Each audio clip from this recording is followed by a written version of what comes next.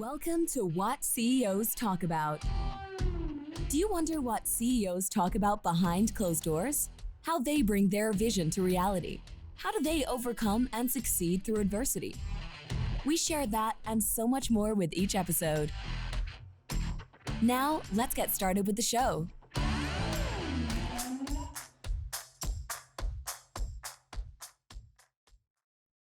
Good day, everybody. My name is Martin Hunter. I am the host of What CEOs Talk About. Today, an episode that is going to bring tears of joy, tears of happiness.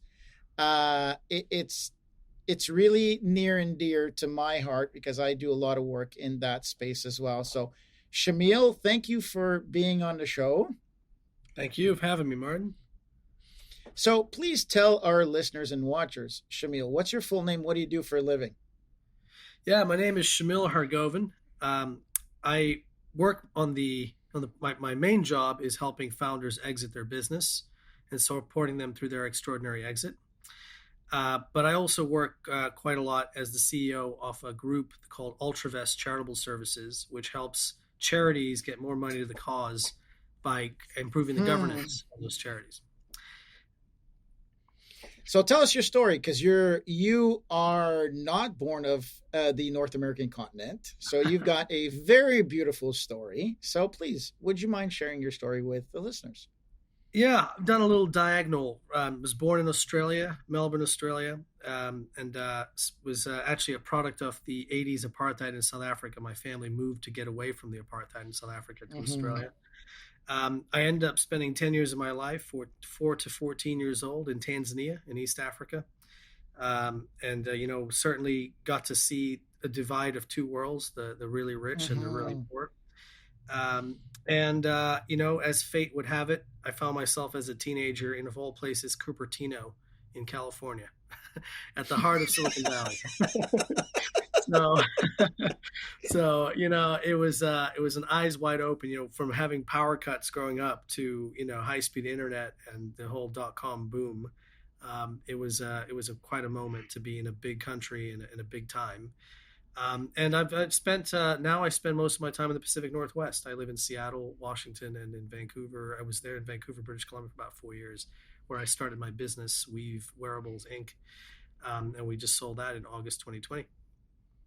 So tell us your journey. All right. So from Silicon Valley to where you are now, both, I think the What CEOs Talk About topic is right. So a lot of people realize that your job and your entity are one, right? So what's your professional journey from California to Seattle?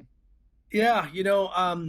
I will say I got very lucky. I got funding to go to school in California. I went to Claremont McKenna College, and that opened up an entire world to me. That was really, I like to think of it as the network, the education, the way of thinking, liberal arts, in that sense. And through that, I actually got an internship with Stanford Research Institute, SRI International. They're mostly known for their they sold Siri to Apple. They also really? I did not know that. Oh, cool. Intuitive Surgical, the guys that do life-changing surgery on the combat ground. They built that and spun that out. So they've done a lot of spin-offs. So I got to learn about startups and spin-offs and the innovation process through Stanford Research Institute. And I got to work on my first startup called Kicklight out of college. So the concept was very simple. You have YouTube video, but you can't search it, right? So it's just start, stop, and that's it. You don't really have the metadata to know what's going on in the video. So we said, well, what if you could apply graphic links to the bottom of the video, and that way within a section of a video what website corresponds to it, and you could screen scrape it. So I still think it's a really big idea, but it did pivot, and it wasn't my choice. I was still one of the younger guys there. But I ended up getting a bit of money out of that one. So it allowed me to pay my student loans, and I went into consulting, management consulting, life sciences, consumer products predominantly. Interesting clients like L'Oreal and, Genentech and Care Fusion, and those. So one of the fun ones was Church and Dwight, the guys who do Trojan condoms. My friends used to give me a lot on that. Yeah, maybe that's a good industry. consumer and life sciences, or consumer products and life sciences. It's just interesting how those two industries have melded in a big way. I mean, you look at That's Apple. so true. Yeah. So it just felt it was almost a Forrest Gump moment to be there at that time, because that would later on prove to be valuable to my entrepreneurial journey. And then I met a guy on a plane. His name is Manny Costas. He's a former CMO of the imaging and printing group at Hewlett Packard. So he used to run the $25 million printing business for HP as the CMO.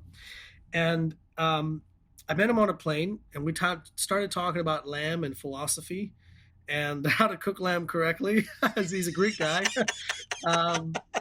And little did I know that was a job interview, or at least a precursor to a job interview. So I get a message from his office saying, "Hey, we'd like to talk to you." And I went through the ringer, 13 interviews back to back at their printing headquarters in San Diego. I was one of the younger guys on that team, so I think they wanted to make sure they weren't making a mistake. And that was an amazing opportunity. So I ended up working in the printing division of a huge business where everything you do touches millions of people. That's one of the things I always say to people. If you think about your journey as an entrepreneur, when you get a chance, I always say, try to learn to understand scale in some way before you start your business. So whether that working at a big company or building a big audience, or just understand what scale can do for your business. And for me, working at Hewlett Packard was, wow, everything we do touches millions of people. And that's why it takes sometimes a little longer to make decisions, but you can understand when you're hitting that many people with your products, your software, all those sorts of rollouts. So I was a product guy. I was a product manager out there. And then I worked on probably one of our most profitable lines, which is our consumer printing business. And then got to sort of dovetail into what comes next for the business, as if, printing could have becoming obsolete. It's not quite obsolete, actually. It's still growing, believe it or not. But the medium, but medium of print is still, evolving. Let's put it that way. Yes. So I got to work on some cool things like bringing paper to life through augmented reality. And then when I did a poll with the engineers in the building, I said, "What would you like to work on that you think is our future?" Everyone said 3D printing. So I go, well, that's an idea. So I got to learn about 3D printing at Hewlett Packard. And that was then ultimately what my business was in at Weave. It was 3D printed custom footwear. Wow. So we built out a factory in California, which is not the best place to build a factory, by the way. No. But we needed the innovation thinking before. This is a new kind of process using 3D printing. You take out a smartphone, you measure your phone, you measure your feet on your phone, or in a retail kiosk, and then we had partners like Lululemon and Dr. Scholl's, and then I exited that business in August 2020. Oh wow, that's a beautiful journey. What I like about your journey is similar to mine, where people think in the new age that entrepreneur, you should not work for a big corporation. And your journey is so, what's the word I'm looking for? Kind of different. You're right. You bob weave in and out of entrepreneurship, in and out. You're a consultant. You're not. But that's what it is, right? When I think of it, you're a contractor. You're not a contractor. You work. I always favor the young people who've worked in big corporations, because they know the difference, because they know what it means to work in a mom and pop shop, right? So I really like seeing kids. I worked at McDonald's. I worked at the local, gelato place, and then I worked for the so-and-so. So you understand the concept and the differences between corporation, company, and the maturity level of an organization, which is critical. Thinking of the decision making, right? Because you said it best. You're so right, because my first jobs, by the way, were sweeping floors at a bakery in Australia under the table for a while. Starbucks, I worked for Starbucks as a barista in college. That was nice. That was some of the best training I've ever seen. I mean, the ability to do it. I worked in 3 different stores. And one of them was one of the busiest stores in California. It was crazy when it was crazy. And it's just that understanding of working with people at that level, and then getting the big company experience. I think that's the blend you need to be an entrepreneur. And so however you draw it, like, everyone comes at it differently, how they get it, but just be learning in a big way. As Exactly. much as you can in that early stage of your career is the key, right? And I mean, at Starbucks, you're caffeinated, 23 hours out of 24? A lot of ideas. I was at the age where I got free coffee and I would give it to the cute girls I was Attaboy. Attaboy. Attaboy. That's how I met my wife. I gave her free coffee. Let's get, what is the title of the show? Let's dive into this very important topic. What's the title of the show? The title of the show is Serving the Underserved Charities. And because I would build on it by saying Will Smith can write a tweet and UNICEF gets funded. That program they're trying to do for a particular program. And it's not to suggest that that's a bad thing. That's a wonderful thing. The problem is 85% of charities are underserved or not known or working in their community as a pillar and bedrock of the community, but they don't have the same visibility, or the people aren't as aware about them and the work they're doing. And then you add something like a global pandemic, and 66% of North American charities either went under or went into financial difficulty during the pandemic. So there's a need. Holy shit. 66%. That is ridiculous. Of small charities, yeah. Wow. Yeah. I serve as the chief operating officer of a charity called Mission Possible. So Mission Possible takes our value is bringing dignity back to people. And what we do is the downtown east side is recognized as a Skid Row of California, right? So there's a lot of drugs, a lot of people fall, functional addicts that fall. And then because of the temperate weather that we have here, a lot of people come to Vancouver and establish themselves in this ecosystem of despair. And what Mission Possible does is we provide coaching to people to say, hey, let's get back on track. But we also provide the enterprises to pay and start them to get employed. Now it's lower level blue collar employment, but it's, cleaning the streets, security, graffiti removal, sweet turnarounds. So it gives them the opportunity to move in from a transient to a contributing member of society, and give them at least some basic skill set to say, well, I've had a job, I have a resume, I have an apartment, I can work. And so those basic needs of bringing back the dignity, that's saying, I was down and out, I made some poor choices. Okay. How do we fix that? And how do we help them get back? So and the truth is, Martin, everybody at some point in their life is down and out, but they usually have the support system to get them through it. And it's just a matter of people don't always have that support system when they need it the most. And good on you, man, for leading that work and doing that work. That's awesome. So thank you very much. So what does your company do?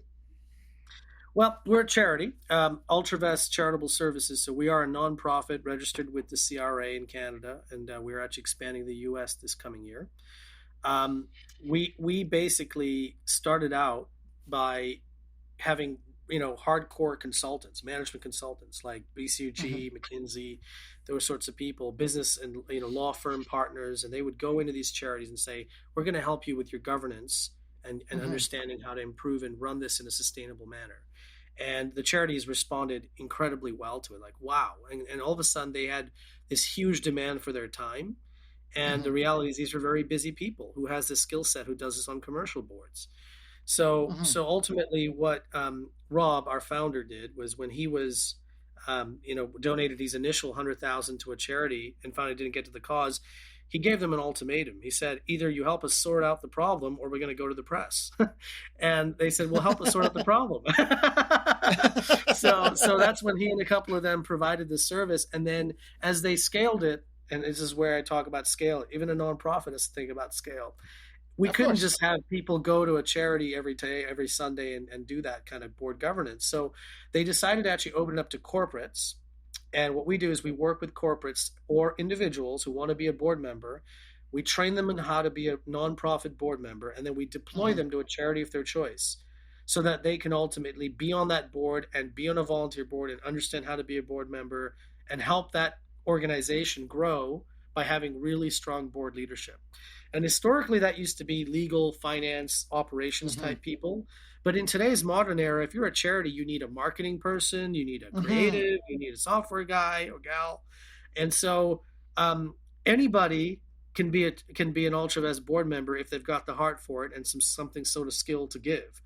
And so that's what we want to do, is democratize that to everybody. So we believe that if we want to serve 1 million charities, we need 10 million people who say, I take the Ultravest pledge to donate my time and my talent to a board in supporting them. And, just like you've got the Giving Pledge, you might be familiar with the Giving Pledge, Warren Buffett and the Gates Foundation. They're giving the money, but what happens when the money's there? You still need to use it wisely and run the charity in a way that it runs it properly. So we kind of think of ourselves as kind of they might be giving money, the Founders Pledge, the Giving Pledge. There's also the Knowledge Pledge, which actually helps consult on projects. They're out of DC. Rob and I support them as well as advisors. But then this is really you don't have to be a millionaire to start making a difference in your community. That's the bottom line. Agreed. So we've got a two-sided model here, is bringing in people to join these charities and then certainly being there for the charities. That's our primary customer, so to speak, and saying, here's a set of tools. And if we build out the vision long-term, I hope we can actually, with this scale we're creating by doing this in every city, we could also create awareness and potentially even ability to fundraise for some of these charities. What people tend to forget is non-for-profit is just the profit. There's no difference between a well-run for-profit and a well-run not-for-profit. The difference is the profit. That's just it is.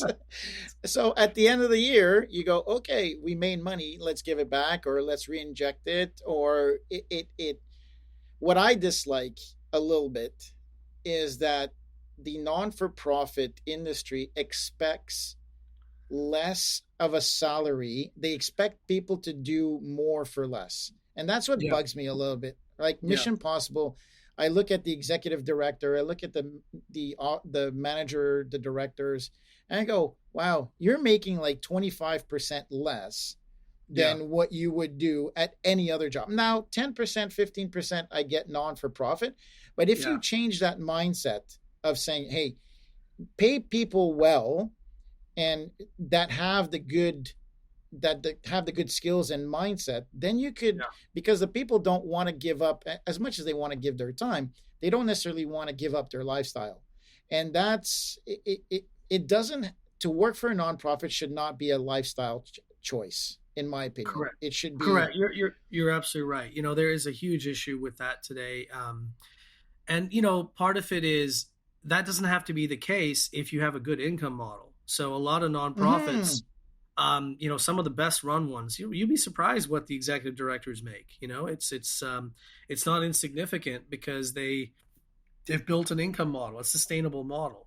The decision to not pay is partly driven, I think, by the organization not having any visibility to the kind of funding it's going to have or get and when. Agreed. So if you can create a very strong program where people effectively nonprofits run well and it delivers its service and maybe it even has an income model, well, that's fantastic. And I know who's going to get this: entrepreneurs. Our your audience, the CEOs and entrepreneurs you work with, they're all about making things sustaining and building it to last and that kind of thing. So I actually think entrepreneurs are the new philanthropists in our society. I agree. And so, it used to be you wear the black tie and you go to the event, you wear the gown. And yes, there's room for the charity gala. I think there'll always be a role for that. But most people who have lots of money, especially coming from tech and other industries, they don't just want to know, here's my money. They want to know how you're going to solve the problem. Yeah. And a lot of charities are kind of going, oh my gosh, I've never been asked that question. Well, let's make you run like a better charity and help you answer that question. And these charities, not that there's lack of them wanting to do it. There's amazing people in these groups. I mean, actually in where you were born, Martin, in Montreal, there's a charity, a lady from Montreal who works in Toronto and Montreal. She takes underprivileged kids sailing as a way to teach leadership skills. And I remember interviewing her when I first took this job, and I said, okay, so what do you need help with? She goes, I don't care about passion. And, she said it in that French Canadian, very passionate way. She goes, I don't care about passion. I want commitment. I want my board members to be committed to this cause with me, not just be passionate about it. And she needs help. She needs people around her to help her build out the vision. And so that's what we're trying to solve for.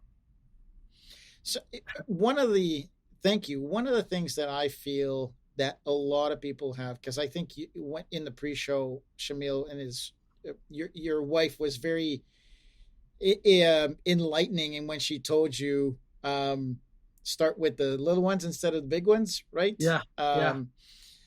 That there's so many choices to give your money to in non-for-profit now these days. It's hard for the person who wants to give all these GoFundMes and stuff like that. You look at the money that's go out there. So what's I see that as not a problem, but an issue that needs to be discussed and solved. How do you compete in that? That's good question. I think, how we compete is slightly different to what the issue is. I just want to bring kind of where I think the middle ground is. So the GoFundMe, yes, you might know the person, you might know the person's mother who you're supporting, and you might decide to do it. Those are not sustainable charities. Those are like baby charities that'll do a one-time thing and they're done. Agreed. So there's a role for it, but it's not. You're not going to solve a bigger problem by supporting that. So great if you're doing it. The larger organization, this for me was probably the most important lesson, Martin. My wife's a journalist, so she keeps people honest for a living, which is hard to live with sometimes. But basically, an investigative journalist at that too. So oh my goodness. but you look at the world and you see these large organizations, UNICEF, Red Cross, and you know what? Red Cross is one of the best in a crisis. You got to give them credit. They're the first on the ground when there's a catastrophe in the world. But to expect some global body of people to somehow know what to provide to the person in Vancouver who's suffering from heroin addiction is not tenable. They don't have that visibility. They're playing at a whole other level. And so I think that global charity sector is pretty well served because of celebrities and influencers and big billionaires making big contributions. And, one of the most famous examples of success was Rotary's polio program. They tried to eradicate polio. And, they had people coming in from everywhere putting in big dollars, but they also had an extremely well-run ground game working with the people in each country where the Rotarians would go in and say, this is how you got to deliver to the vaccine to this many people. So the point is you need to think about, and if it's almost like a battle, you need air cover and you need people on the ground. So how do we compete with that is it is a challenge, frankly. It's a challenge to get the attention to these smaller charities. But what we think is when you can match incredibly talented people who work in these big global organizations or work and have the influence and reach and say, okay, you don't have to quit your job, but just join these boards, see their problem and help them solve it. There's a huge opportunity to add value at that level, and that's what we're focused on. I think we need to spread that message, is that giving big dollars to big charities but I would say to people who want to give, just like your business, don't put all your eggs in one basket. Right. And so, the entrepreneurs, the CEOs, have you ever had one client that is more than 50% of your income? And no, now tell me your butt was not puckering every time that phone rang, and that was like, oh, it's Jimmy calling from client A. We're not fired, are we? So I think that the way that you invest your money into communities, and I'm not going to say give, I'm going to say invest. Yes. Right. Cool. And so you want to be big. You want to help, Africa with some famine stuff. Great. Absolutely. Understand that it's a big corporation and there's a lot of people to get paid. If you want something that is more impactful directly at the source, now it might not be run as well, but at least you think there's less steps to do. So split if you have $100 to give, decide which one is, go start with 50-50, right? And then you I can love that go. message, Martin. That is probably the most constructive thing listeners could hear, is that you got to spread how you invest, because you want to, not all, there's different ways to impact. And I would argue that this middle road, not the big dollars at the big level, Mhm. and not necessarily the GoFundMe's. I mean, those obviously have very quick, direct impact on the specific cause. But it's the little charities defined as, under 3 million in income. Mhm. That if you support those, the amount of direct impact you can normally have is unprecedented. How big I is mean, Mission Possible, for example, if I may ask? I think 5.2, I think, yeah, Yeah. 5.2 So Canadian. it's on the border of small to medium charity. In fact, for a charity, that's a pretty significant charity. But and what you find is the UNICEFs and the Red Cross, they've got full teams with people who know how to ask for money, and they've got very spiffy presentations. And your typical charity, like the one I described with the lady from Montreal, Toronto area, she's in both places, doing this kind of work. Like it's they don't have time to put together the spiffy deck, right? So if they had someone on their board who understood how to help them do that, that would be huge.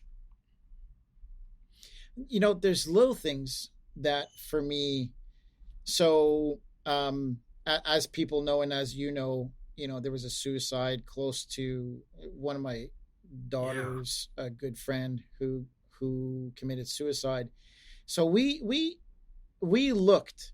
So my wife Tracy looked, and she said, okay, where can we give money to help combat this? And lo and behold, there was like 17 just in the Vancouver area of what was, people that we can donate to. I was like, oh my God, this is one, it's crazy that there's 17 different charities focused on it, but they're all competing for the same dollars.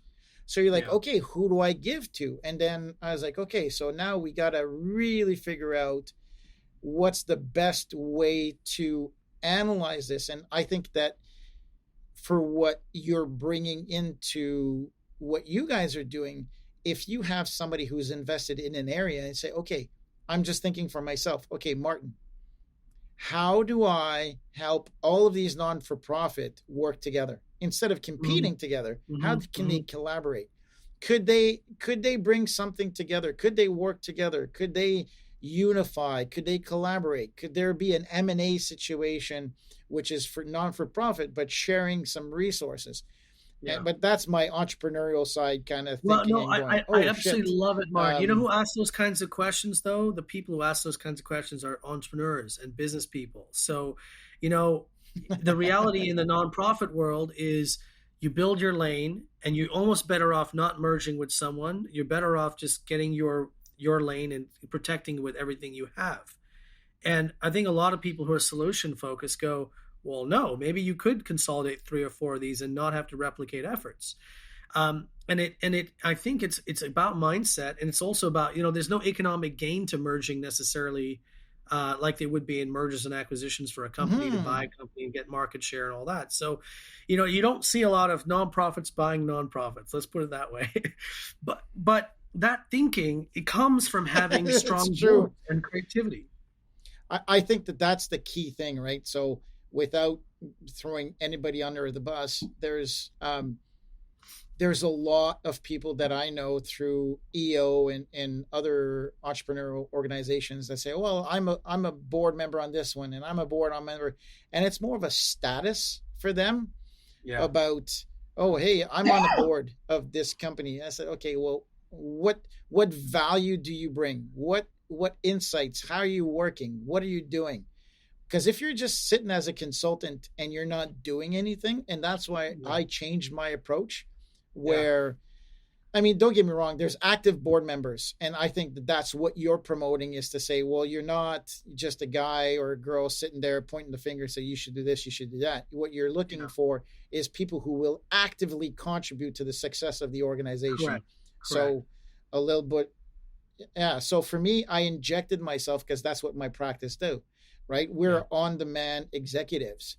So we help other businesses by injecting people, small teams like a special service force or a special force military. We go, hey, let's pinpoint a problem, let's fix it. So because good results, good process bring good results. So no, I'm so what is your biggest, I guess, what's the momentum that you wanting to create? How can we leverage? What do we want to tell these listeners? Like when you look at the What CEOs Talk About listener, how do you leverage the listeners to help you promote and improve and scale your company? So one thing I'll say is we are looking to expand across North America over the next couple of years. We actually have given ourselves 10 years to get North America wide.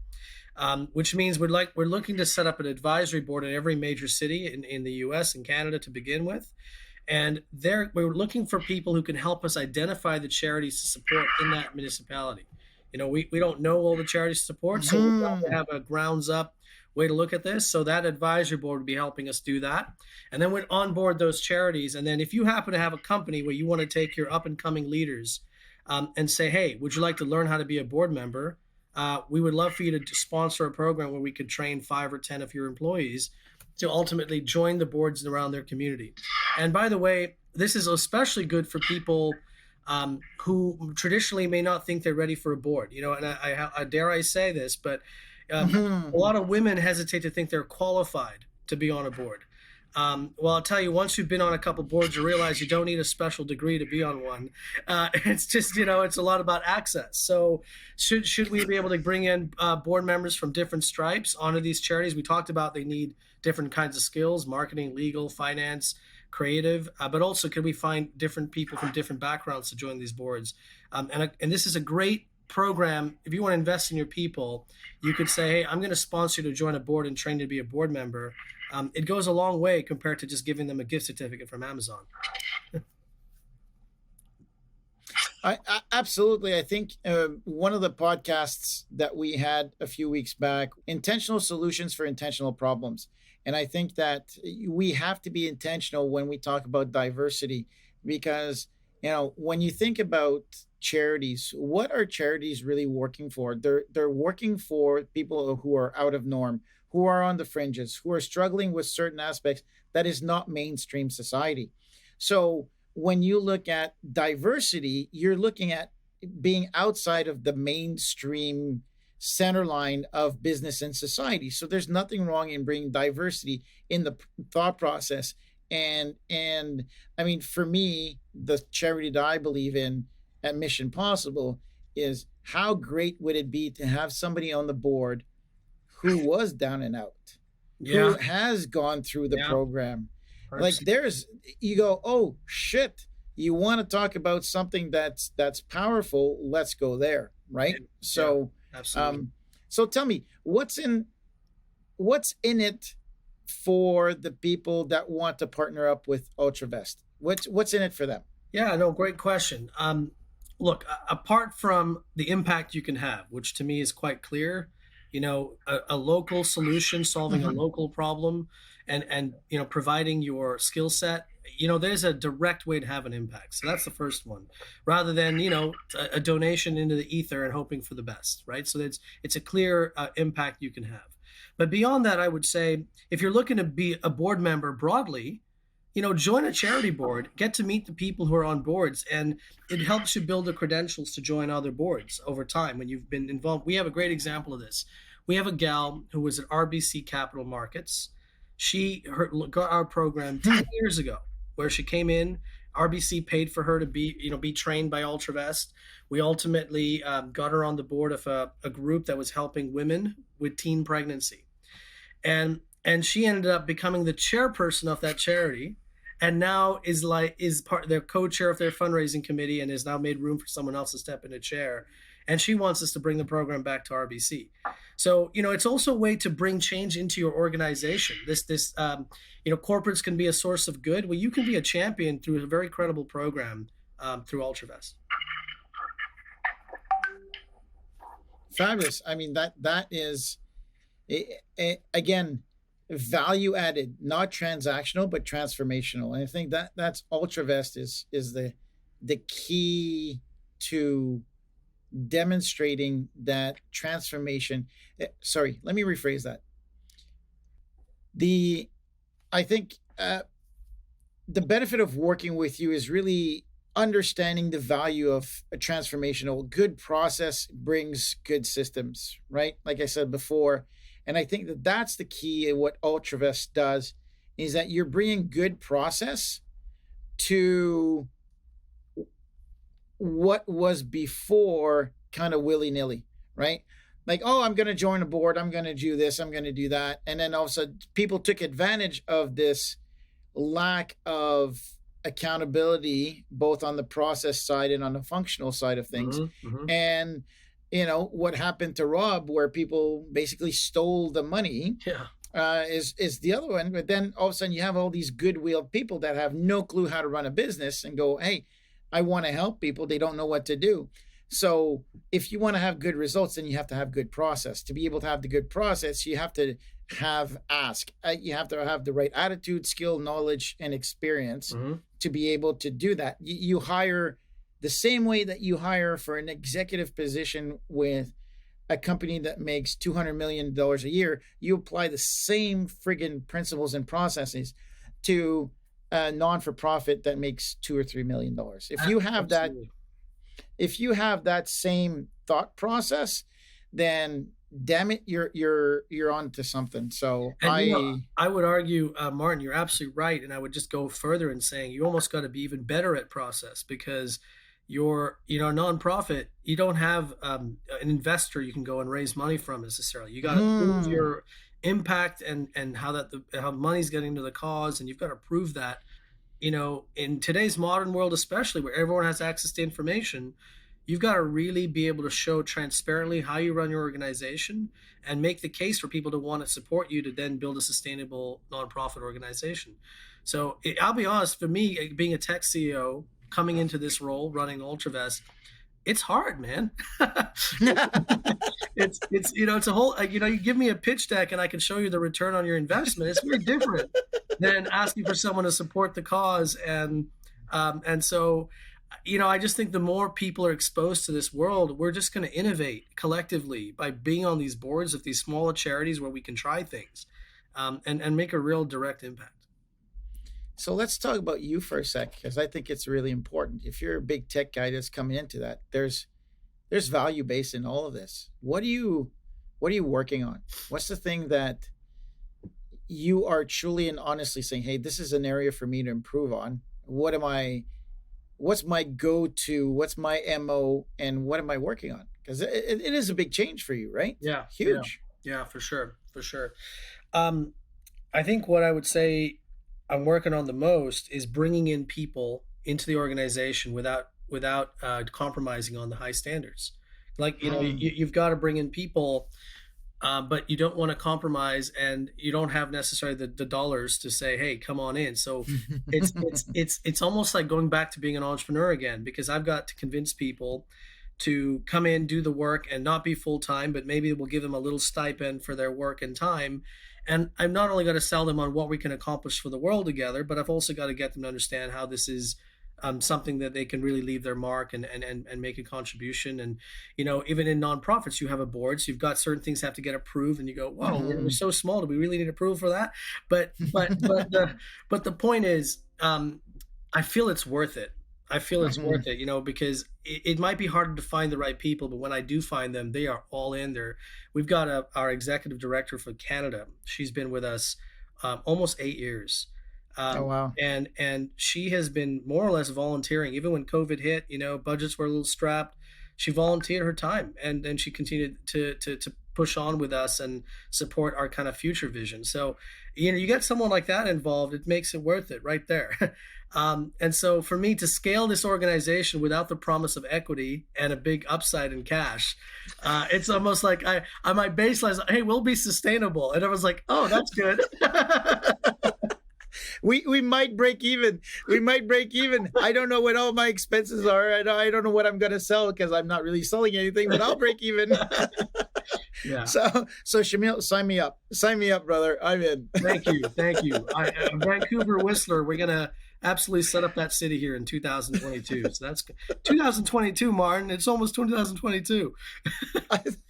That is ridiculous, right? When you think about it, you're like, oh my goodness.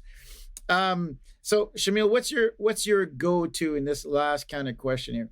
What's your one piece of reference? A book, a movie, a saying, a quote? What's the one thing that defines your MO? Oh man, I'm gonna pick. If you don't mind, I'm gonna pick 1.5. You can pick. Oh yeah, I'll give you two. I'll give you two if you want. Well, look, personally, I think many people have read this very famous book, The Alchemist. Those who pursue their personal legend end up getting supported by the universe. It's another way of saying the fortune favors the brave, right?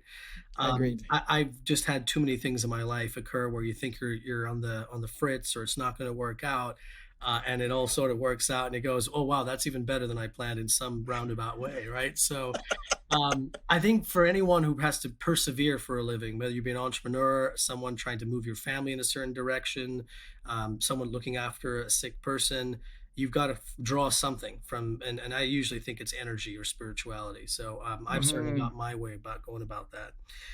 But in terms of the business world and professional world, Jim Collins has a book called Good to Great. Oh yeah. Yeah. And he talks a lot about level 5 leadership. And I think it's so interesting observing that, but I still aspire to it. I like to think I'm close, but I'm still aspiring to it. And level 5 leadership, he talks about the different levels. You're an individual contributor, you're a manager, then you become a team member. But really, at some point in the process, you're just about developing people and honestly learning when to react and when not to. A big challenge about a leader is not always having to lead. And I think level 5 leadership really is when you think about what that really connotes. You're not just an executive, you're a level 5 leader. It comes with empathy, it comes with heart, it comes with making the hard calls when no one's willing to. And it's an aspiration I think all of us need to think about. Like, how do I become a level 5 leader? I had a really interesting moment my startup days. My head of product, absolute rock star, comes in. We're having our one-on-one, actually over at Clo Club, if you've been there before in Vancouver. No, I have not. And we're sipping on a drink, and she goes, "Hey, I got to be honest with you." I go, "What?" She goes, "I've been a bit of a pain in the butt lately." And I go, "What do you mean?" She goes, "Well, I feel like I've been so hard trying to latch on to my leadership role that I've almost been snappy. I've almost been especially for women, right? You kind of, it's almost I did a thing at work. The men interrupted the women 8-1 in meetings. Oh my. So she actually showed that to me. It was awesome to learn that. And of course we brought it up as a team and figure out how we solve it. But really, she comes to me and goes, "I've been snappy, and I've realized I've struggled so much in my career to gain power. Now that I have it, I feel like I'm still trying to gain it, and I don't need to." And I go, "Well, okay, first of all, that's amazing that you're so self-aware." Yeah. In fact, if anything, that's just exhibiting level 5 right there. But to be fair to her, she was actually had realized, but she still hasn't graduated to that level yet, because there's a whole other set of, you have to know when to let things go. And I like to think we all can get there if we challenge ourselves. Thank you for that. The one thing, so I've in the position that we are in what we do with our clients, leadership governance is a key component. The behavioral side of things is critical to ensuring that whatever systems and process accountability we put in place, that there's somebody who's a custodian of those, right? So we say process accountability, but really, what's the right way to herd your sheep? There are plenty of wrong ways. When you've been an entrepreneur, you have a longer not to do list than to do list. Sure. And so when you work in a big company, to another podcast we did, you learn a lot of things about how to demotivate people in 5 minutes. Absolutely. So for me, I think that the critical components, I think we should finish on that, is you said it best, is like, and it really applies to what you're doing, is understanding the people that you're putting in place for these boards are really leaders that know how to delegate, facilitate, elevate, and celebrate. And that, for me, those are the four cardinal aspects of leadership. If you, instead of doing it all by yourself, because entrepreneurs, we get shit done. Yeah. Right. As a leader, you go, okay, great. How do I delegate this? How do I make sure that once I delegate it, then I have to facilitate that path forward so that the work and the individual who's doing that work gets elevated. Once there's elevated, there's a celebration to it. And I think that that's to kind of come full circle about what you do is understanding that if you put people in boards that have that level 5 behavior, then you're set. And you need to set it from the top. So great for you to be thinking about that, because you're setting the pace. You're demonstrating what good looks like for your company and everybody that's attached to it. Thank you. I just build on one other point to that, which is to say, not everyone can just be at level 5 overnight. So you got to start somewhere. So I really do believe by getting more people on the boards of community charities, you're actually creating the training wheels for people to learn how to be level 5. And that's a skill, I can assure you, it'll serve you all your career. When you've been in those leadership roles, dealing with a challenge, working with people, and you realize, by the way, anyone can do it to some extent, right? It's like we always sometimes talk about the people at the top as if they're some sort of like special kind of person. They're just people. And I just think the more people that get a chance to experience it and be asked to lead, the more you start to fill that vacuum of leadership that's so persistent in our communities. So that's my pitch. I think the way that you're doing it as well, creating a network where you have a diverse board as well. Not everybody has to be a level 5, like you said, level 5 leader on the board. Right. You can have junior people, you can have specialists. If there is an intentionality behind diversity and seniority, then you're creating just an ecosystem that is self-sustaining within that board as well. So, yeah. Oh, man, I could go on and on and on and on. I think both of us are very passionate about giving back and ensuring that good process brings good results. So, yeah. Shamil, thank you very much for working with us through these connectivity issues. I was like, oh my goodness gracious. It was poor Lucas, our producer here. He's working on both sides trying to fix everything up. So he's made it through alive. So is we. So thank you, Shamil, for being on the show. Truly appreciate it. Martin, thank you very much. Truly appreciate it. And thank you to Lucas out there as well. You guys run a great show. I'm a huge fan and looking forward to seeing you in person at some point. Same here. Thank you very much. So with that being said, my name is Martin Hunter. I'm the host of What CEOs Talk About. And chin up, we made it through. Yeah, entrepreneurship. We made it through adversity. So thank you very much, everybody. We'll talk to you later. Bye.